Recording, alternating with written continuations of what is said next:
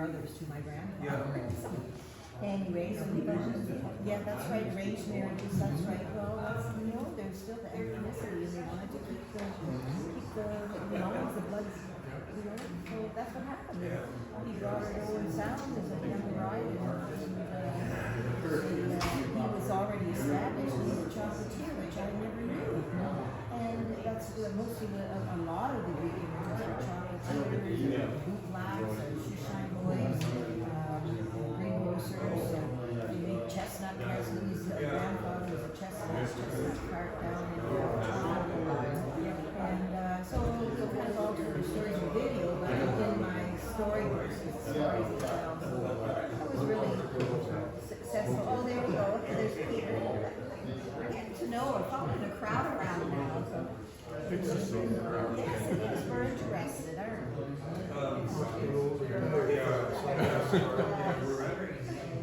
Anyway.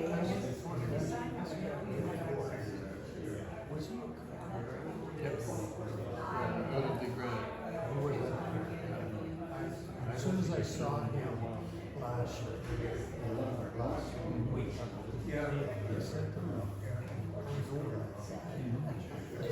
curl. So I introduced myself.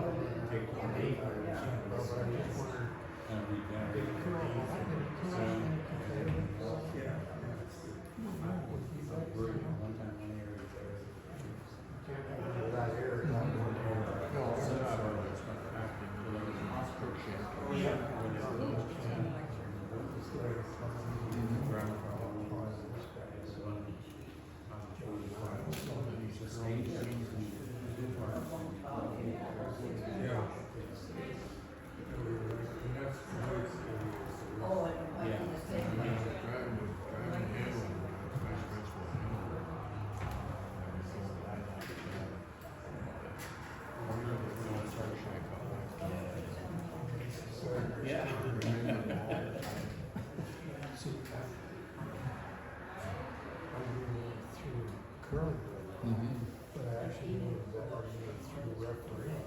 Because my mom and dad ran the arena in Ireland in the 50s and 60s.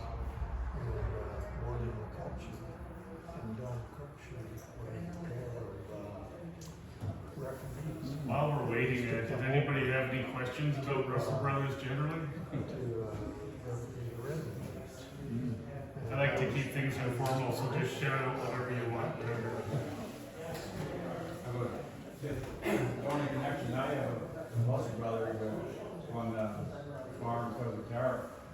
And they had a lot of, I guess there was a plate or a sheet of steel from like one of the sections they had.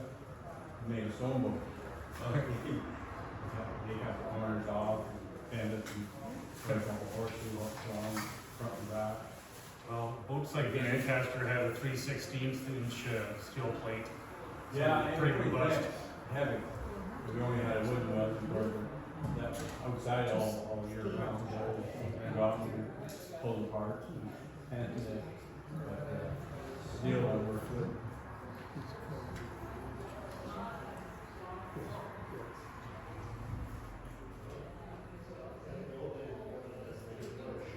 Still waiting on you? Still waiting on Mr. Ferrer? Yeah, well, I think we'll give it a bit of a wait.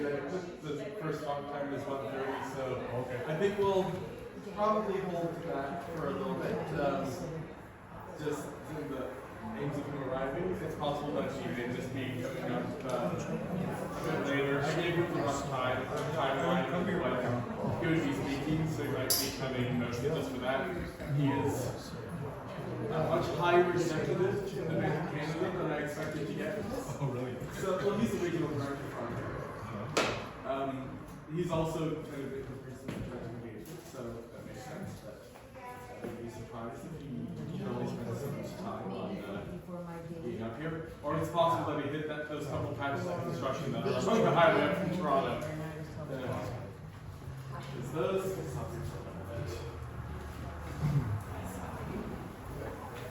So it looks like the Ancaster out there is about due for a new deck. Is it? It was refurbished in 1982 after they raised it from the Ottawa River. I don't know if it's been done since. Oh, is that right? Yeah. There's been some painting. We are actually planning to do some painting of it again. We just have to wait for, well, the weather to be consistently Yeah. warmer. Yeah. Or else the paint won't work, so it'll probably not be until spring. Yeah. But we are planning to do some work on the paint on the hull. Yeah. And then the wood will be a larger project, but I think the goal is that at some point we will find a source of funding that will help out with that. Funding gets to be important, doesn't it? Yep. Yeah. Oh yeah, for projects like that, it's Yeah. it's a decent sized one, but well, we put on events like this that are smaller, we put on bigger ones, look for grants, and it'll come together. Yeah, you'll need a bigger funding project to get the other boat out there as well. The other one off the back of the dollar bills? Well, that one we'd have a very hard time getting because that is at a much larger museum. Yeah, in Quebec? Yeah. Yeah. Well, you get one that looks just like it. Yeah, we'll get another one of the warping tugs. Just rename it. Yeah. It's very convenient for our purposes as a museum and portraying Russel Brothers history that it was two different designs of Russel Brothers tugs that were on in that photo, because it lets us talk about the different ones. Because the Mr. is more that style with the larger cabin. I hope I'm not. And don't end up saying anything that's about to be in the talk, but it's real nice that I can say, actually, you can see the two different styles and they were both made here. There you go. Yeah.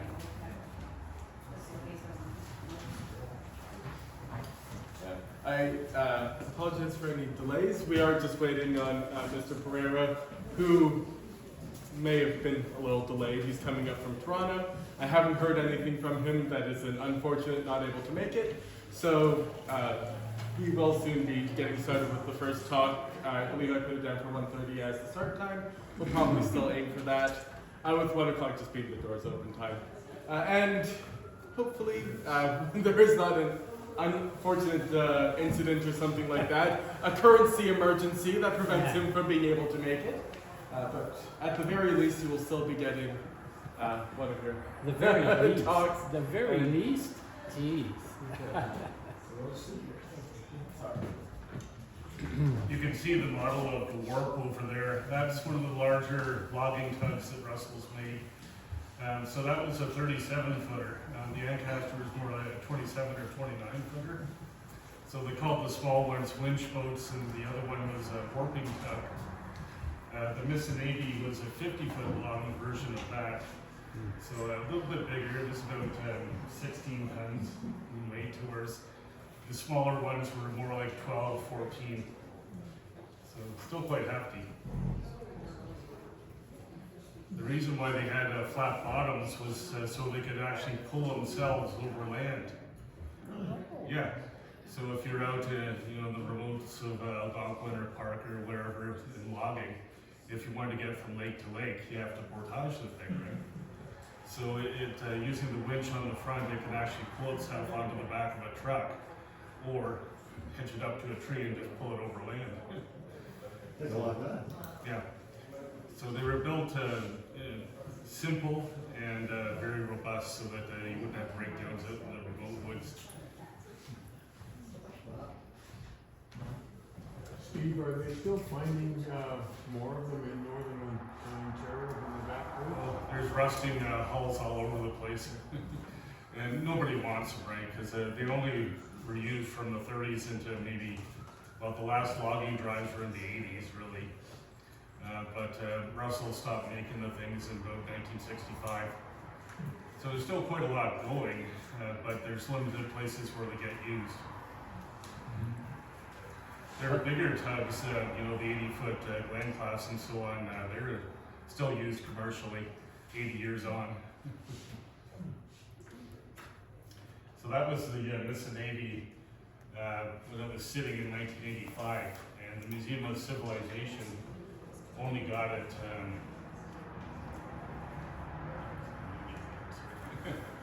in 1996. It got planted in the Museum of Civilization.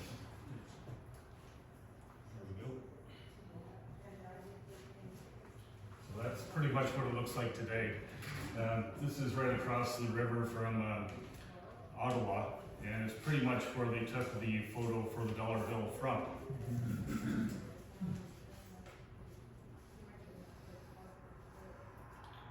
you that one too. So this is the 1963 photo that's on the back of the dollar bill. And we've got the back of the Parliament buildings, Chateau Laurier, Rideau Canal in between. And the big one is the Miscellany, and there's our little Ancaster on the side.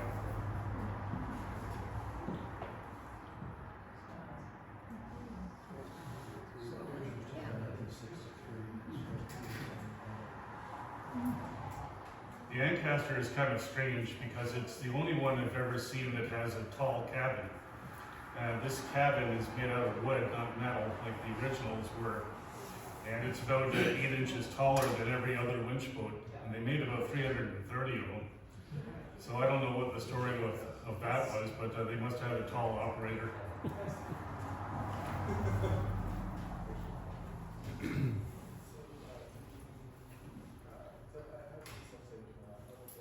I can only think that the original cabin is down at the bottom of the Ottawa River where it sank. So it came to you with that cabin on it, the taller one? It came via Don Capel's impetus. So he was the guy that spearheaded repatriating it from Ontario Hydro. So it had been sitting in a hydro yard up there for many years.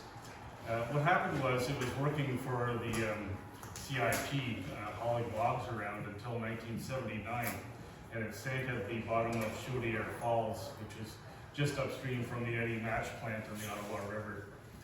And I'm not sure how long it spent down the bottom, but it was probably a couple of years.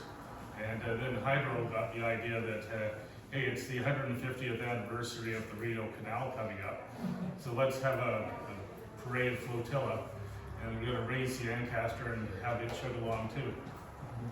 So that's why they raised it and refurbished it, and after the parade, nobody wanted it anymore, so it just sat in the hydro yard. And Don Capel came across this many years later, and somewhere about 94, 95, and he thought, wow, that should be an own sound. So he asked many government agencies, and finally somebody said, yes, you can have it.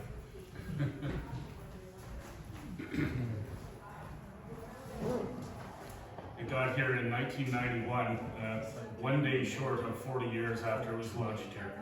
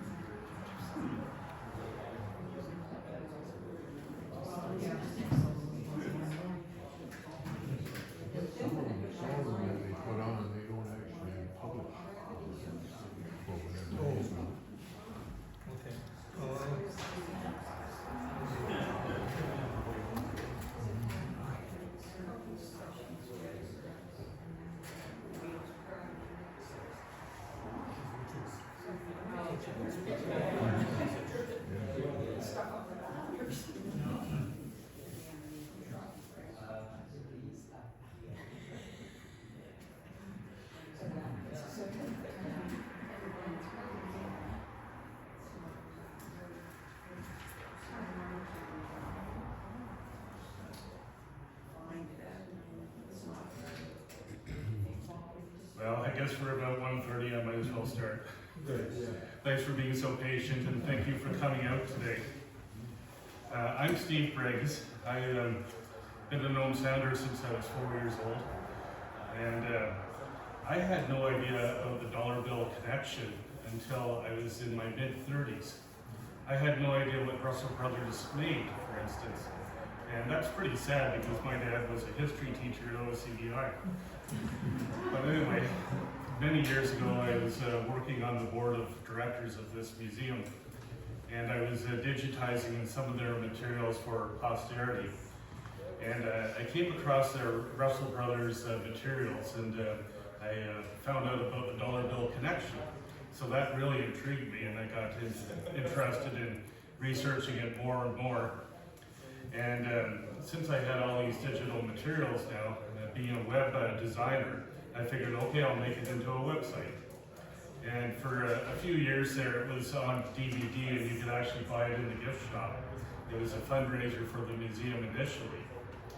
But then I put it online, and over the years, I got submissions from all over the world, people just giving photographs and histories of the boats that they had and so on, and things grew and grew. Russell's actually made about maybe 1,300 odd boats in total, and we have photos and stories for about 700 of them on the website now. So it's, I figured it'd be a good local resource, you know, if elementary school teachers want to introduce kids to what actually went on in the area. So I hope somebody's taking advantage of it. The website is russelbrothers.com, and it's 1 L. And there are Facebook groups as well if you want to go on there, and you can see current submissions. All right.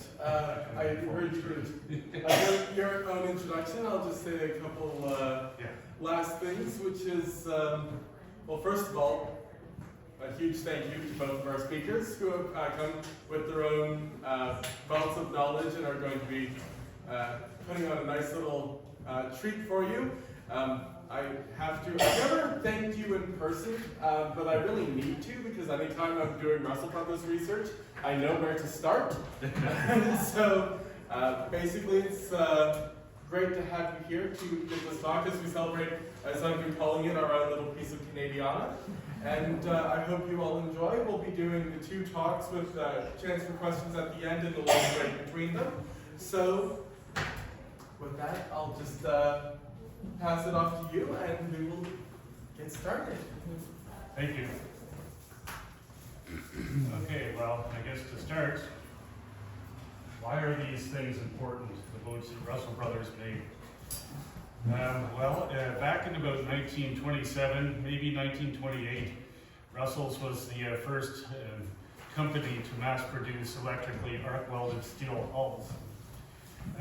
Before that, everything was riveted, like the Titanic. But the arc welding was quicker, it made a better hull, and it was the future for sure. So that was when Russel Brothers was in Fort Francis. Maybe I should go back just a little bit here. The 2 brothers, RJ and Colin, thank you. Yeah, they had been engineers and machinists, and they kind of were working all over North America.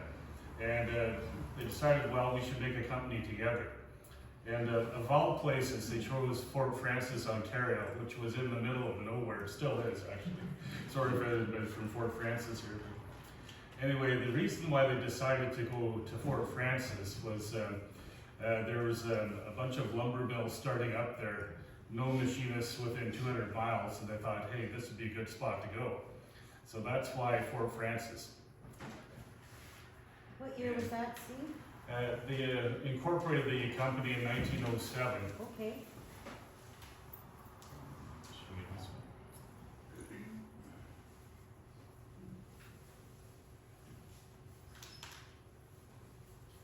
So this is the opening balance. So they had $1,000 in their current account. They had $775 in savings, $50 on hand, and that was the company. pay $600 for the real estate. So that was January of 1907.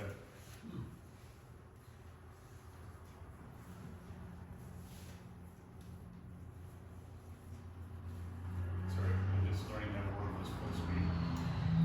Let's just go back here. So this is what it looked like in Fort Francis. So this is the Rainy River, which is actually the border between Canada and the US.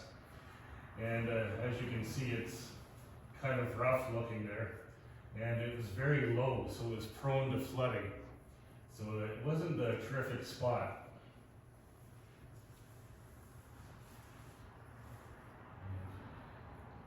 That's what happened fairly often. So you can see it wasn't ideal maybe. So they spent a few years in the first spot, then it got bigger and they went to a larger location in Fort Francis. And then by about 1914, the war started, their business dried up essentially. So nothing much happened until 1920 after that. Some company highlights. So this is the era where gas engines were just starting to become commonly used. And they had little engines. They're about 20 horsepower for most of their warping tugs. So in the early days, of course, everything was made out of wood, mostly. And it wasn't until 1927 when the full steel hulls were introduced. Now, as far as I know, there's only one original wooden tug still around. I'll show you a sample of that.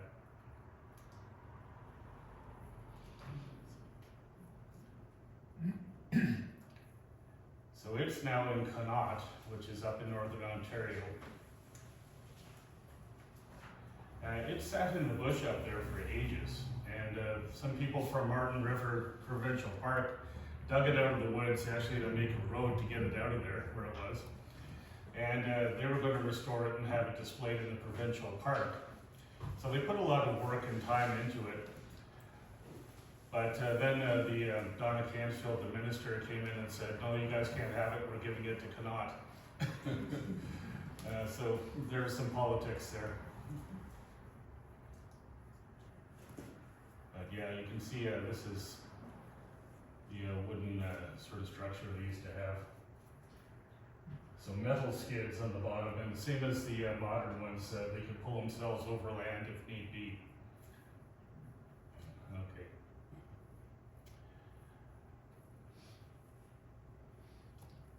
So in total, they made about 330 of these Ancaster type winch boats, and they went all over the place.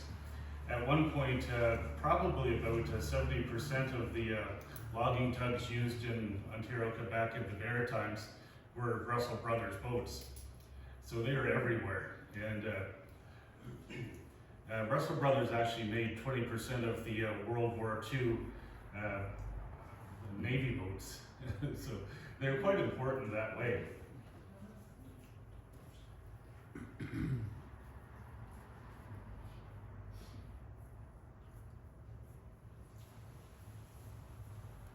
Okay, so yeah, as we were saying earlier, they really over-designed these boats for robustness, so they could be out in the woods and hopefully not break down and last well.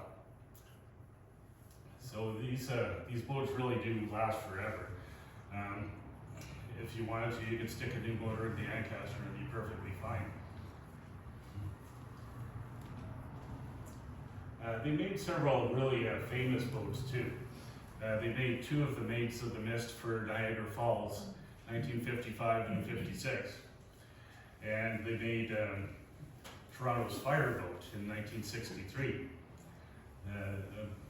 So both, one of the Maids is still in service over in Parry Sound. It's a dinner cruise service. And the Fireboat, of course, has just been refurbished and hopefully will last until about 2030 apparently, from 1963. So it's not just a fireboat, it's an icebreaker. So all winter long, it keeps the channel open between Toronto and Center Island. So it is really kind of heavily used. They made boats for Vietnam and Africa. So they ship boats all over the world. And that was also interesting to me too, a small company in Owen Sound being able to do that. But they sent 10 of these tugboats over to Saigon, and another several over to Cameroon in Africa. Russell's claim to fame was they would build these boats in sections and send them out on flat cars from Owen Sound and reassemble them wherever they needed to go.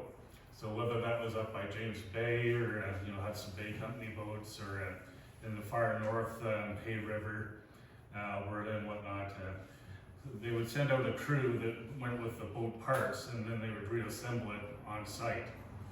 So that was the way that worked. They made all kinds of boats for World War II. I was just gonna ask about World War II. I know my uncle Jimmy Georges left high school at the age of 15 and he was quite artistic, and he ended up working at a young age at 15, and there were special rules bent to be able to have him come in to work at Russel Brothers, and he worked on designing some section of the Corvettes. So when you're saying how Russel Brothers put them into sections, so for the Second World War to ship them to the East Coast, would they go by train then? Okay, that learned Yeah, for something sure. new today. There you go. Yeah, of course, Russell's didn't have anything to do with Corvettes, Okay, but I stand corrected. that's okay. Okay, There was a Corvette Owen Sound, but it wasn't made by Russell Brothers. okay. Yeah. I knew he worked at Russel Brothers. How did they reassemble the boat? Like, didn't they need machinists and stuff? Oh yeah, they would send out a crew of several guys, and they would be up there until the job was done, essentially. So, yeah, the away crew would often be 5 to 10 guys, and they would spend a month or so up there reassembling everything the way it needed to be, and they go. And whoever gets it, and that's it. So it's not like IKEA. No. Well, kinda. But anyway, so that's why Russell Brothers was important. Let's see, I was going to talk a little bit about how logging boats work. So with our Ancaster, I know this is kind of small, I'll try to enlarge it a bit. So what they would do is drop anchor about a mile away from the log boom, and then the boat would go back and hook onto the logs, and they would then use that winch on the front and sort of pull the boat along to where the anchor was, and that pulled the logs as well. So this is how they could actually move, 1 million board feet of lumber with a 20 horsepower motor. It wasn't by propeller. And once they get to the anchor again, you repeat the process. So they unhitch from the logs, the boat goes a mile down, put the anchor, and go back and hook up again. So that's how it worked. It's kind of a laborious process, but yeah. And that's how the old wooden ones worked as well, but not as quickly. As we were saying, they could pull themselves over land. So I've got a little video here, we'll see if it works.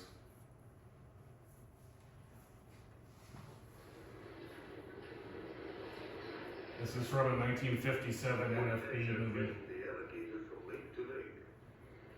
There isn't much that this little boat can't do. You can carry her wherever you want, in the back of a truck. So keep in mind these things are 10,000 pounds, so you had to have a fairly big truck. That one looks pretty overbalanced, doesn't it?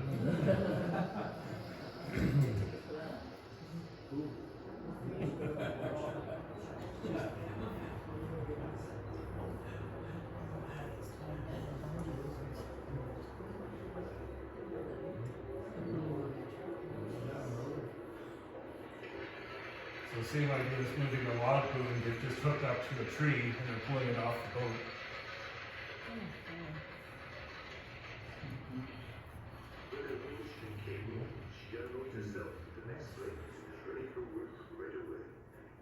could see that robust cage around the propeller at the back. So these things really were floating bulldozers, essentially. Okay.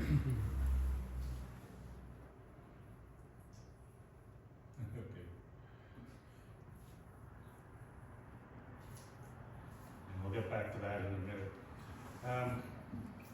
They made all types of different boats. They had to have logging boats that would work in very shallow lakes, like Lake Abitibi, which is 6 feet deep mostly. So they couldn't have a traditional type of boat.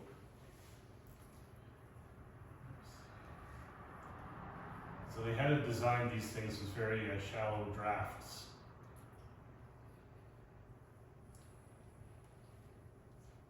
Here we go.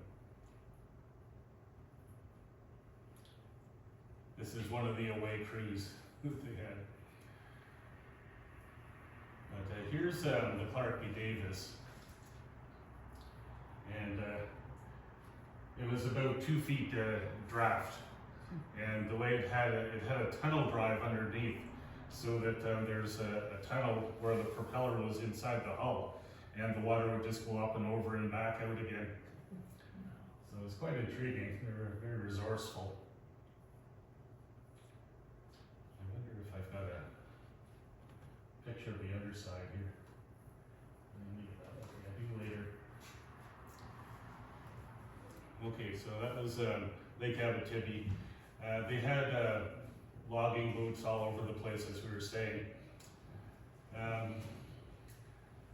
They had to jump over the log booms. So these sections of timbers were 14-inch square and 20 feet long or so. So they couldn't jump over a quadruple like that one. That would be too much. But they could jump over 1, 2, or 3. And as you can imagine, when that boat hit the edge of the log boom, there's quite a bash there. So these things really had to be very sturdy. And they would hop over and get into, get the logs corralled where they should be.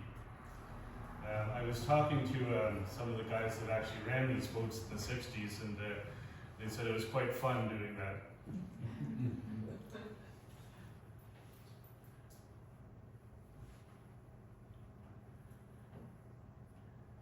Now, as we were saying, they lasted forever. So, for instance, here's one that was built in the 40s, the Rapide de Coeur, and the St. Lawrence River was one of the big log drives in Quebec. This is kind of a strange looking one because it had a warping tug hull, so 37 feet long, but they stuck an Ancaster type cabin on it, just like a limousine. So this is the only one I've ever seen that looked like that. Later on, they gave it a more normal cabin. It's still going nowadays. About 20 years ago, Ocean Group in Quebec bought the thing and refurbished it, and it's been working ever since in Trois-Rivières. So yeah, it lasts forever. Okay, well, let's get on to the wartime.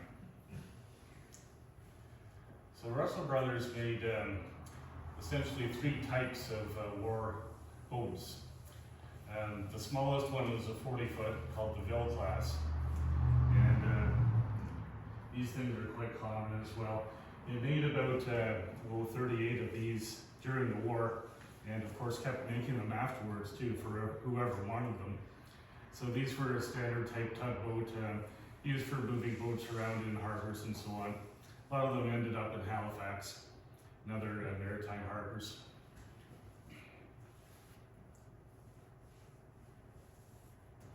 So yeah, 40 feet long, 135 horsepower motor.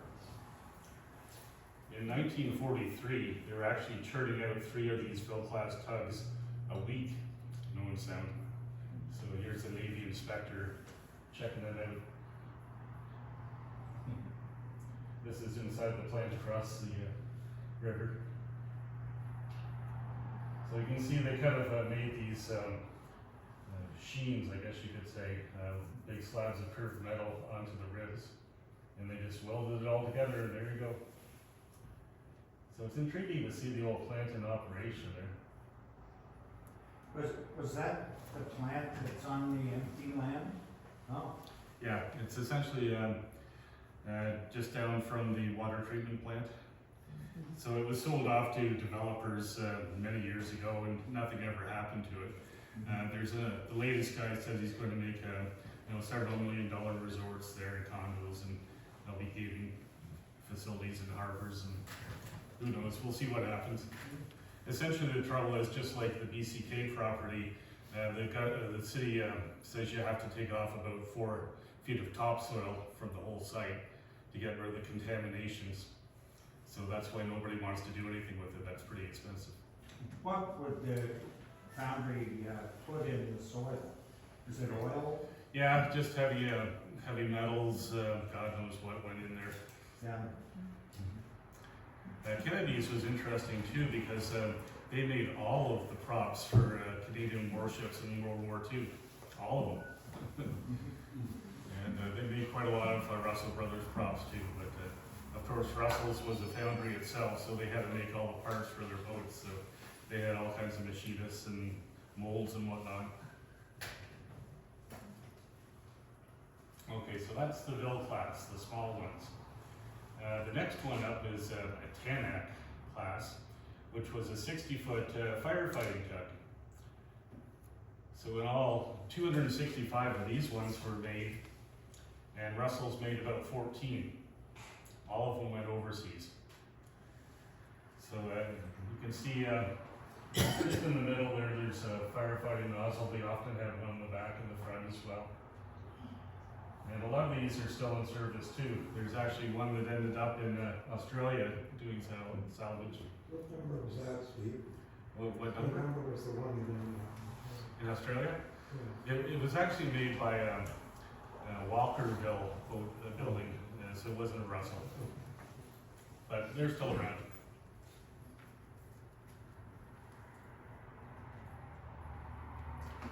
So yeah, various pictures. If we go down to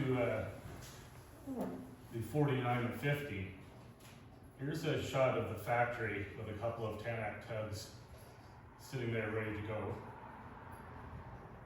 So this would be about 1943, maybe 44. And that's how it used to look. My mother christened one of those in 1945. Oh yeah. But you know how big the slip is nowadays if you go over there. It looks really tiny. This looks huge, doesn't it? I mean, you could probably stack about 7 or 8 boats across there. And now it looks like it's about 20 feet wide. So I'm not sure how that works. Can't have shrunk that much.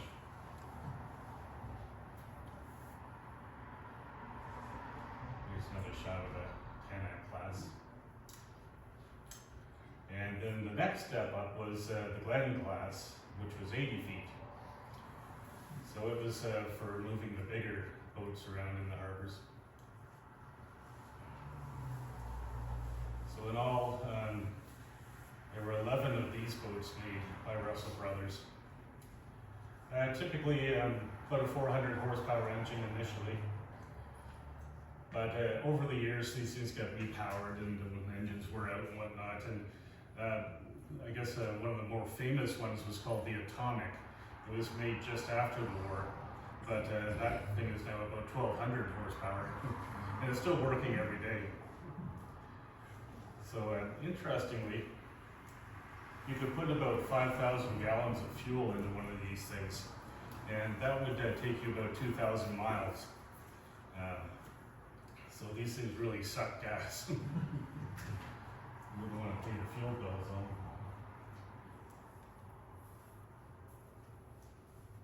So there we go. They made 2 types of these. They had a short house, which is this one, or one with a longer cabin on the top, which was the long house.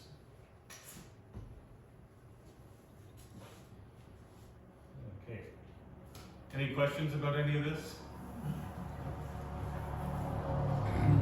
Saying your mother christened one of those? Yeah. It's still a big event when they run one launch then. Yes, I think they launched 5 or 6 of them all in one 3-day period. Do you remember the name of the boat she launched? It was Titanic, DC 11. Okay. Yeah, I don't have the picture of it. I did. I'd love to see it. I have some at Jardine too. Oh, yeah. Yeah. I'll give you my email address after we'll get in touch. I'm on the platform too, my neighbors. All right, let's go have a look at the maids.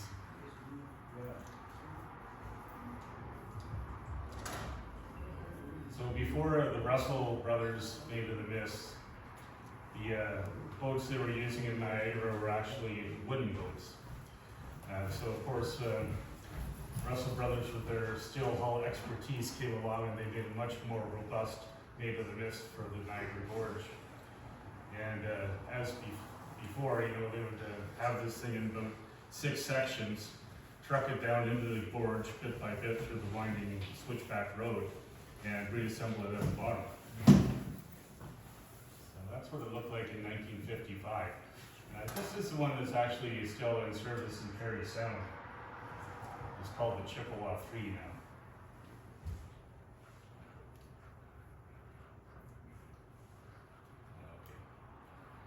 Okay. The second one they built, the Chippewa boat is the one that rescued Roger Woodward. So he was the little 9-year-old guy that went over, 7-year-old guy that went over the falls, and he survived. And they plucked him out of the water at the bottom, and he lived. Wasn't even hurt.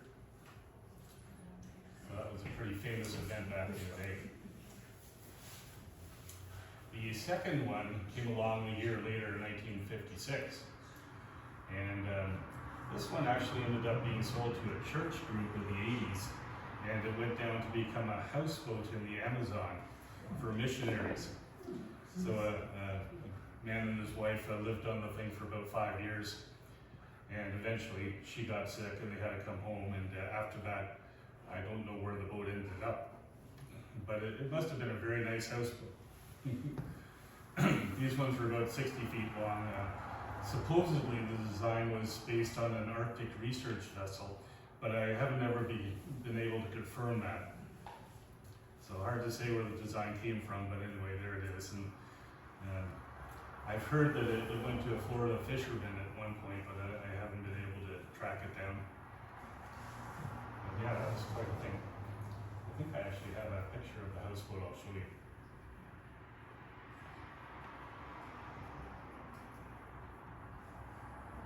So here it is, departing for the church group in 1983.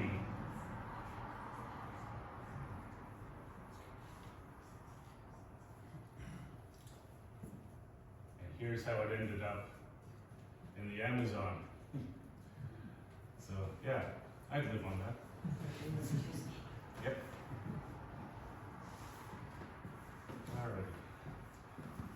So the next famous boat they had was the William Lyon Mackenzie. That was the Toronto fireboat.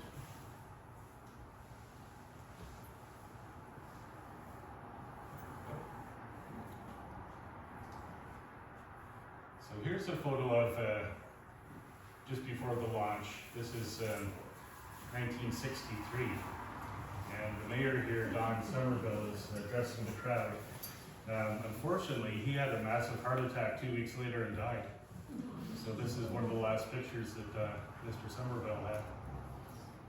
But that's what it looked like back then. And this print is actually just in the next room if you want to have a look. So that was sort of released when it was brand new as a promo ad. So one of the first tests of the fireboat was just a year after it was launched. A boat called the Orient Trader ended up catching fire, and the freshly amended Toronto fireboat was instrumental in controlling all that.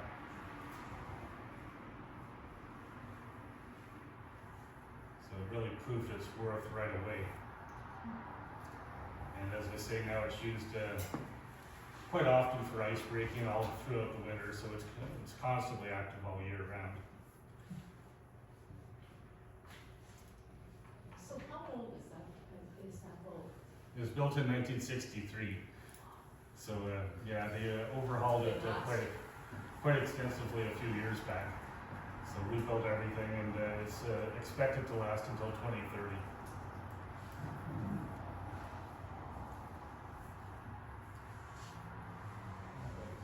We were talking about the first of the last boats. So the first one was called the Bluefin. Harry Workington designed this one, I think in Fort Francis, and it was the first boat actually built in Owen Sound. So you can see it looks, in the hull anyway, pretty much like the Ville-class boats. So in that time frame, 1939 at the start of the war, the British government was looking around for a small harbor tug class boat, and they decided that, hey, this would fit the bill perfectly. So the Owen Sound design was the one they chose, and that's why we ended up having Ville-class boats. So as I say, they made 38 during the war, many more afterwards. It was quite a popular design. The Bluefin itself is actually still going too. So built 1938. It's actually owned by an Owen Sounder here about 10 years ago. And he had it for a few years, so he was going to fix it up. Never happened. And it ended up going down to Toronto. And it's in one of the harbors down there now. Here's a walk around that I shot in 2016. So that was our first boat in Owen Sound. This is when it was in the harbor down here.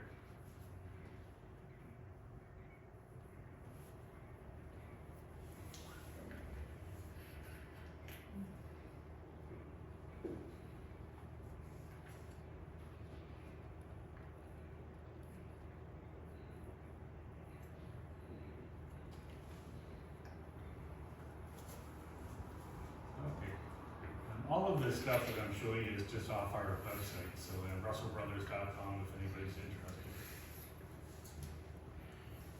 There it is for sale.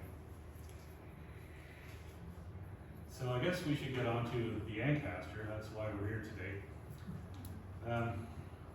As we were saying, it was repatriated by Don Cable, and Don was quite active in the historical groups here for many years. So he had come across it just sitting idle in the hydro yard in Ottawa in the middle 90s, and it hadn't been used for several years after being used in the 1982 Rideau Canal 150th anniversary parade. So they brought it up from the bottom of the Ottawa River, refurbished it all, used it in one parade, and then that was it. So nobody knew what to do with the thing, so they just let it sit in the hydro yard, and the raccoons lived in it. But anyway, Don was tireless in trying to persuade agencies to give it to him, and he had to go back and forth many times. But finally, somebody said, yes, you can have the thing, and he had to organize how to get it from Ottawa to here. So it came down one day short of 40 years after it was launched. Here it is in the hydro yard. Now they wanted to refloat it, and they did so in Mooney's Bay, which is in Ottawa, and that's how it looked in 1982. They just wanted to make sure everything was seaworthy, I guess, before they sent it here to sit on land again.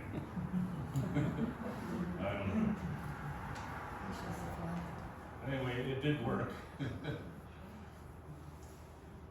here it is being positioned.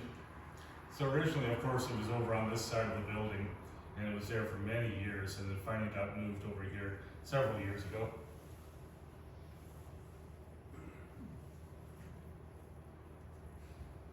And as I was saying, it's the only one I've ever come across with this extended height cabin. And it's wood, it's not metal, so if they ever get around to redoing the top part, I wonder if they'll make it out of metal again. Probably not. Alrighty. Did anybody else want to feel the wheel, just to see how heavy it is? I know we had a few more people come in since we were playing before. All right. Now, what else can I tell you about the Ancaster? Well, can you imagine being inside that thing? The engine was exposed, the winch operation was exposed. There's a lot of loud banging going on. They have little two-stroke engines, so it's 20 horsepower, go chug, chug, chug, chug, chug, chug, chug. And the guys must have been industrially deaf within a week or so. You know, it wouldn't be a fun place to be for sure, and it'd be nice and hot in the middle of the summer. Small windows, you couldn't see a whole lot out of them. You'd have to be looking around all the time. But of course, you know, they didn't really care if they hit anything because it wouldn't hurt the boat. But yeah, it could not have been a fun job. The Ancaster's anchor is quite a bit bigger than the one that's over in the far corner there. This thing was about 300 pounds. So it's not something you could just lift up and put on the boat. So there it was in the first position. And now it's over here with our plaque as well.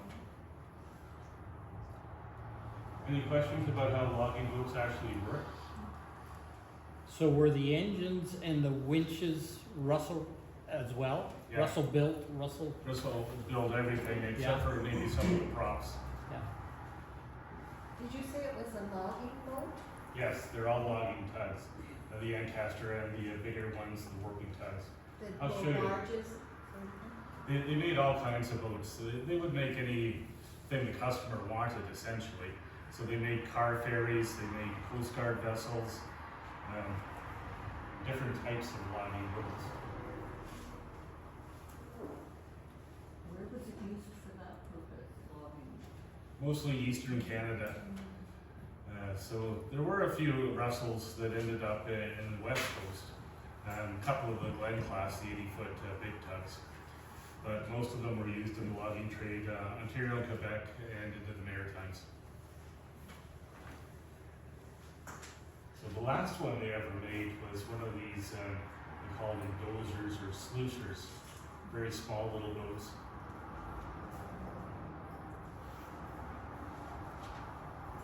So yeah, here we go. So they would, they had the propeller mounted underneath the boat, very close to the center line. So it was actually on a nozzle, and you could turn that propeller and make the boat spin on its own axis, essentially. So you could just use it to position logs wherever. Cool. I wanted to go back and just show you another video too. So they made the dozers and sluicers, and then the biggest type was boats like the Hallet. So these could take even bigger log boats, like 5 million board feet, and they would run them down the river the same way. You can see the anchor on the front, same as the smaller boats. So same idea, but this one you could sleep, you know, 3 or 4 guys in there. It had a galley and all that kind of stuff.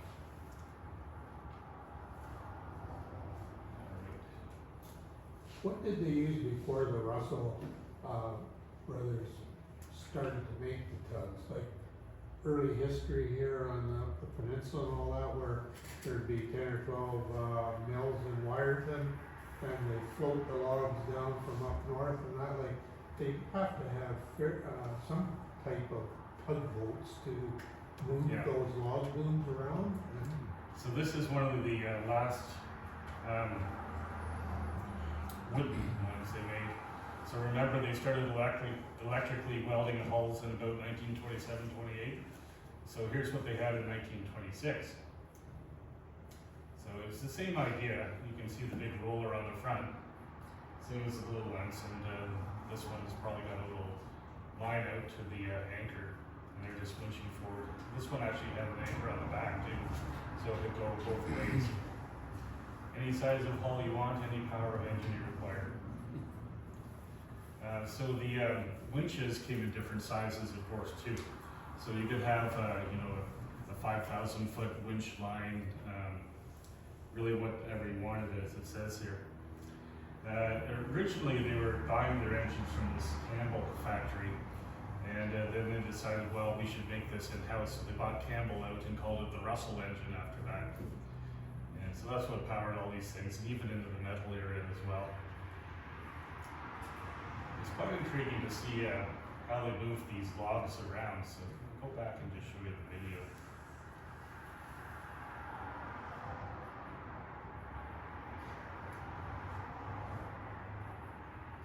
Here we go.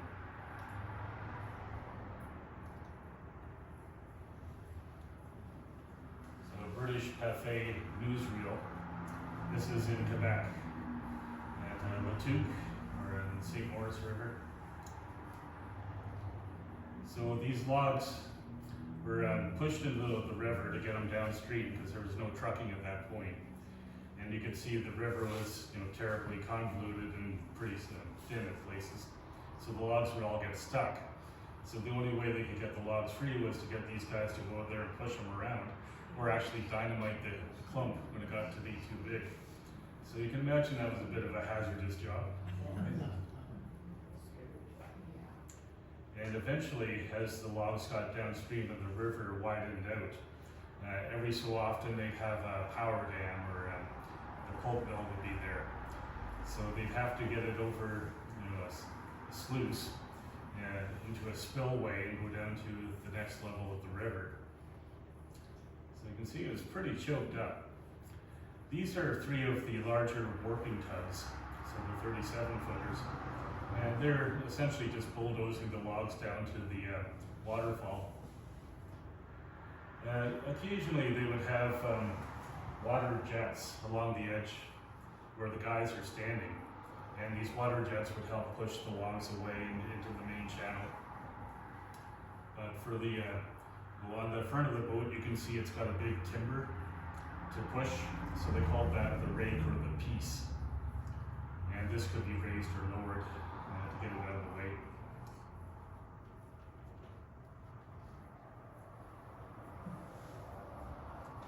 Now watch how close the boats get to the waterfall.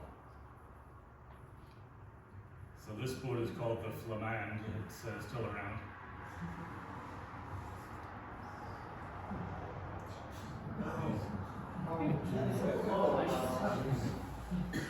So it's pretty amazing, isn't it? It was a bit of a harrowing job, apparently, and some of the boats weren't as powerful as others, so they couldn't get as close. So the operators really had to know how to dance with these things.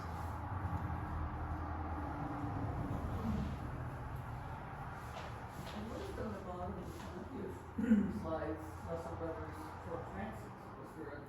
Yeah, they started in 1907 in Fort Francis, Ontario. And the reason why they went there, of all places, was there was a big lumber mill that had just been constructed.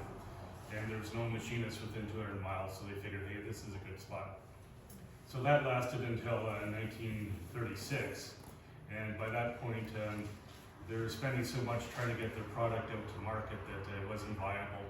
So they decided to shop around for a new city. And Owen Sound City Council came up with a really good tax deal and whatnot, so they decided, okay, we'll go here because we're on the major rail lines. Right. Yeah, and they could ship anywhere in North America. So they came here in 1937. They had 15 families that packed up all the family and the household goods and whatnot. They all came down on train and set up shop in Owen Sound. Rather than just starting someone going for the back, right?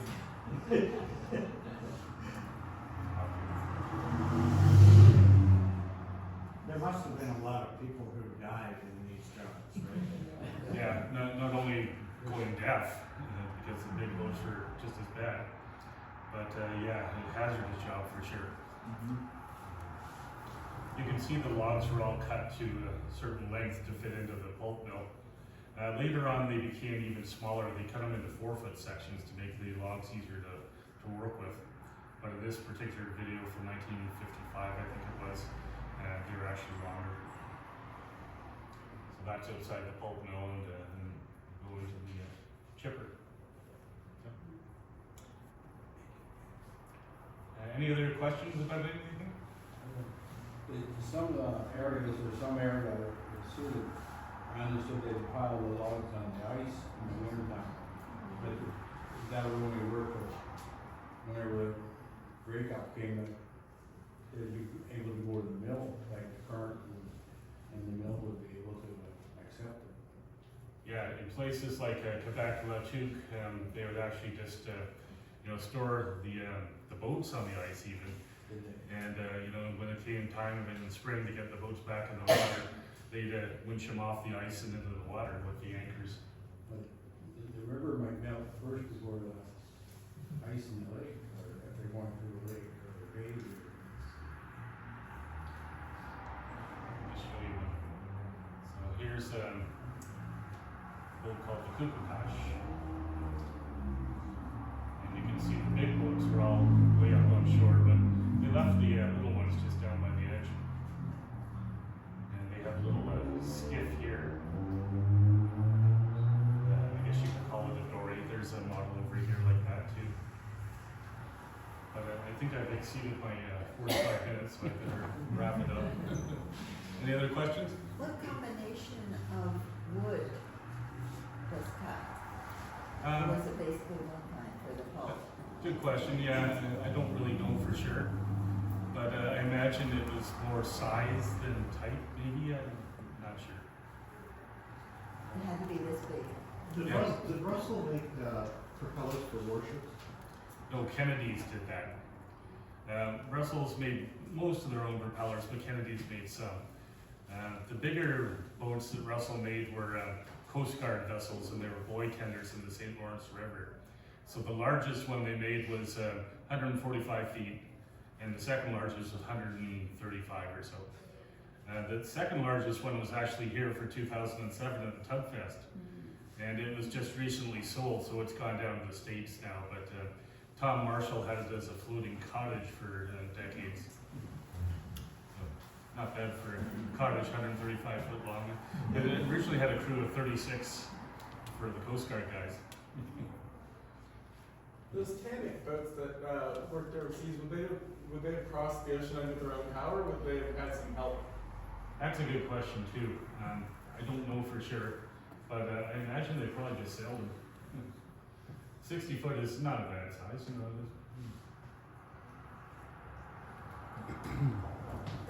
So how would the tugs be used in the war? Would they be in the war zone, or would they be on the?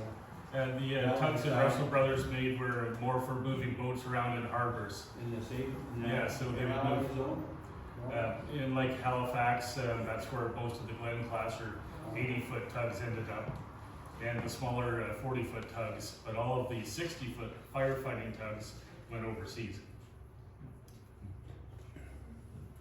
So with that great stuff from the website here, if you wanted to know how useful this is, if you go to the Wikipedia pages for Russel Brothers or any of their boats or classes that were significant enough to have their own page, you'll often find that the citations on those Wikipedia pages will take you back to the site you were just on. So if you're ever looking for Russel Brothers information, it's a good place to start. As a token of our appreciation for coming in, we wanted to give you a few little treats. Now the main thing is, I know you already have an Ancaster or two of ours, so I figured that maybe you might want to expand your fleet. And I'd give you one of our other ones, similarly small boats, but just a slightly different purpose, as a thank you for coming in and sharing knowledge with us today. Thank you very much.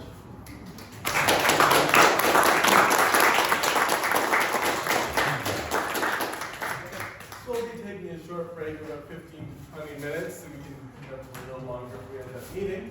So you can go to the washroom. We have our washroom here. There's another one technically just back there. If there's a bit of a line for you, feel free to continue wandering the museum, grab some coffee, juice, or water, anything like that, as well as some of the cookies that we have out. Just as a note, in case there are any nut allergies, there has been some contact with some nut-based cookies. We have tried to separate the cookies so that they're not there, but you just can't guarantee that they won't come in contact.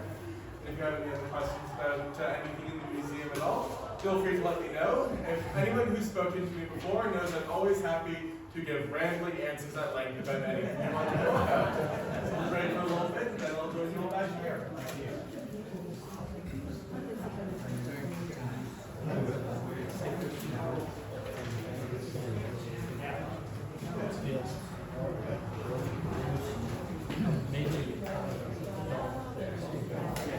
Yeah, but here for the bank.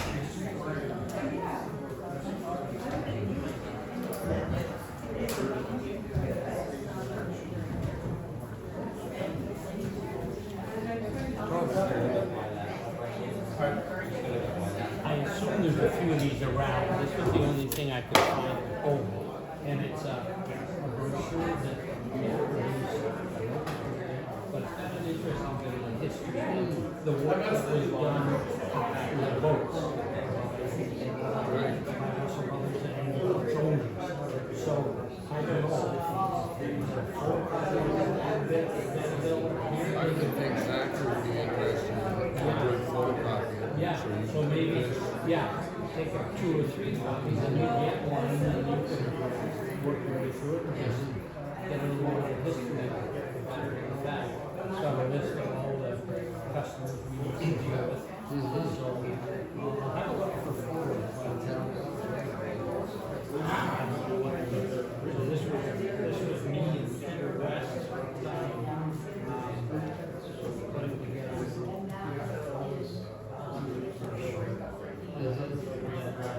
Listed on the equipment, but this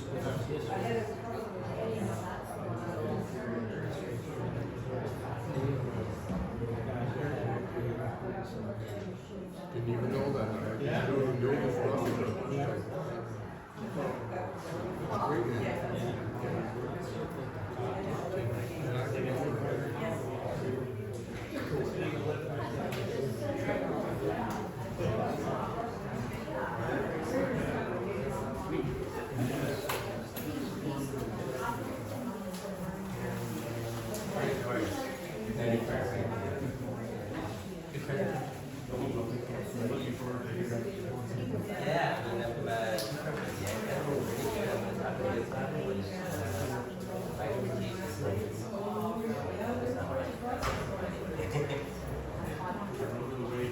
National Currency Museum about 20 years ago. Original 1963 now it's here. Oh, you did? Yeah. Yeah, I haven't mentioned that on the show today.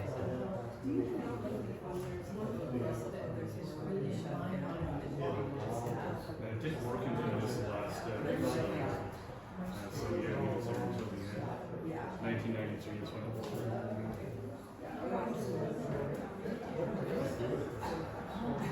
I was, yeah, I did work until the sun, and it was in my high school class. Oh, okay. I guess they have No, I think Dick was there until he died. Oh, okay. And he's still, I think he's still alive. He'd be on close to 100 if he was alive. Okay.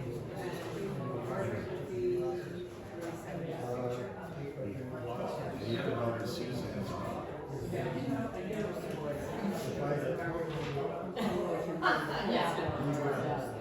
We were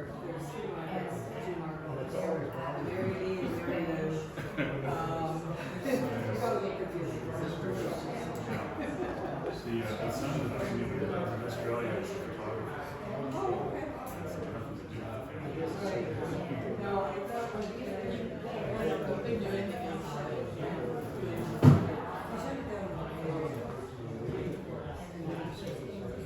Messy business at the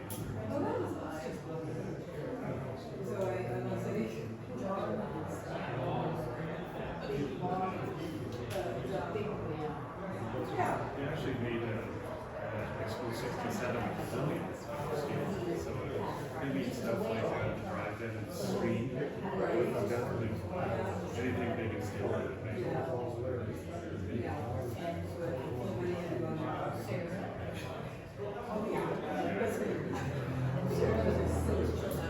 sure.